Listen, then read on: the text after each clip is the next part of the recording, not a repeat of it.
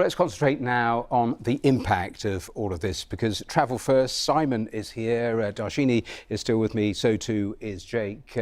Simon, let's start with Donald Trump's travel ban that we've seen introduced. That is going to affect huge numbers, isn't it? Let alone the practicalities of all of it. Well, it's totally unprecedented to have travel restricted in this way across the Atlantic. It has stunned the airlines. They weren't expecting this, and that's because of the numbers involved. So let's have a look at those first of all, because the number of flights per day between Europe and the United States affected are 270. That's 79,900 seats per day. And remember, this travel ban that President Trump is bringing in is lasting 30 days. So over that period, you're talking about 1.4 million seats lost for the airlines who make money out of this. And the number of flights, 5,220 lost over that period. Now, the important thing is who's affected. And it's people from the 26 Schengen countries, so those European countries that have a common travel area. And that doesn't then include the United Kingdom and Ireland and some Eastern European countries, including Croatia, for instance. So you might say, well, if you're coming from the United Kingdom, that's okay. And it's okay, for instance, for British Airways, which operates from the United Kingdom. But that's not so. Everyone's uncertain. They don't know what's going to happen next. And the airlines particularly are badly affected.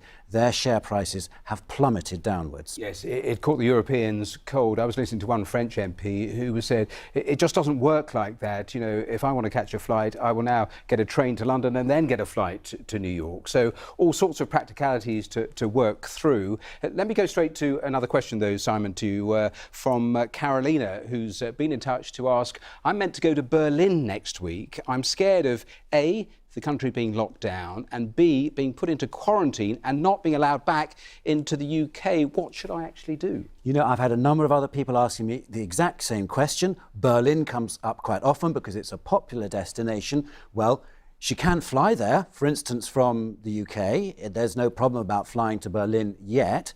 But the worry is, as she says, you know, will my insurance work, my travel insurance, if I'm trapped there for some reason? So that's a concern. Will I be able to get back? Will I be covered?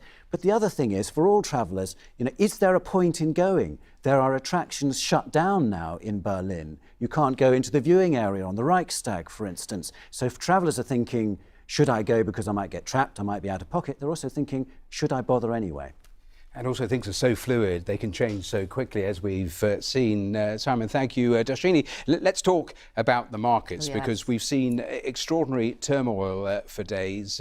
It is inevitably hitting economies across the country. Recession is being talked about. Pensions, all those sort of things rolled into the pot in terms of consideration. Jafar in Nigeria has asked, how much impact will it all have on the global economy if this emergency continues? Jafar, that is exactly the question that's got the markets quite so anxious. I mean, what we've seen now is the bears are back. What do I mean by that? Stock markets are down by about 20% from their recent peak, or more than that in some cases. And you may think, so what? But as you mentioned there, pensions. Even people who don't invest directly in the stock markets are going to be affected by this. Their pension funds may be suffering. And the big question is, how long, how far, how wide, how deep is the economic impact of this going to be? And there is a bit of a trade-off going on here. We heard President Trump, of course, talking about the fact this wasn't a financial crisis, but also talking about shutting down those flights. Now, on the one hand, you've got measures which are going to perhaps slow down the human spread, but that could deepen the economic impact in the short term if we're not travelling, going out to shops and spending. And it's the crucial thing, if governments and central banks aren't on hand to sort of patch up the damage, that could actually extend. In terms of the markets, after all that we've seen over the last few days, are the markets already factoring in this going on for a considerable amount of time, or is there likely to be further huge volatility that we've seen? This volatility isn't going to end by any means. I mean, what we've seen in recent days is a shift from this expectation it was going to be a very short, sharp shock to actually this could carry on for some months. months, but they're still talking about months. But the big concern is, what if it goes on even longer? What if there isn't that action from central banks and governments, which means that businesses that can't pay the bills today don't go under and don't start cutting jobs? But the good news, and we have to remember this, is that everyone out there is saying, all the analysts I've spoken to are saying, the moment we get a sign that clarity, that perhaps things are getting better, that both the spread and the impact are being contained, markets could spring back incredibly rapidly. So we shouldn't get too disheartened. Jake, a quick twin thought in terms of mortality rates around the world. Why do they differ? And what sort of figures are you seeing in terms of the people who catch coronavirus and the amount of hospitalisation that is required, which obviously puts huge pressure on the health systems? So mortality rates, we'll only know the true mortality rate, how many people have died once this outbreak's over, because of the iceberg effect. So there will be people who are infected that we just don't know about. So it's very hard to do the maths and get an accurate figure.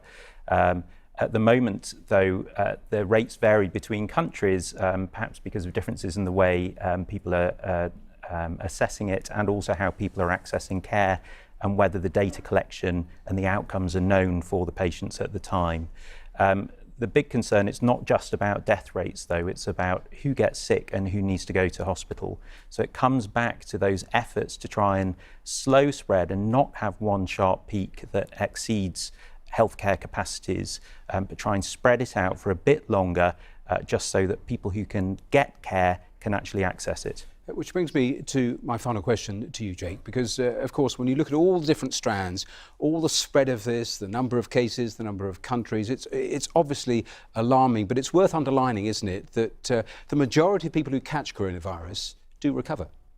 It's really important, and it needs to be a balanced message. So we think 80% of those who are infected will get a mild illness, which is great news, but we need to come together and remember that there are other people who may get more severe disease, and we all need to do everything to protect those people and stop them from getting our infections. Jake, thanks very much. Well, time's up. Sorry if we didn't get to your questions. Many of the answers, though, are on the BBC website and app. It's been an information-rich 25 minutes. I hope you found it useful. My thanks to Dr. Jake, to Catherine, Darshini and Simon, and thanks most of all for you for watching. Bye-bye for now.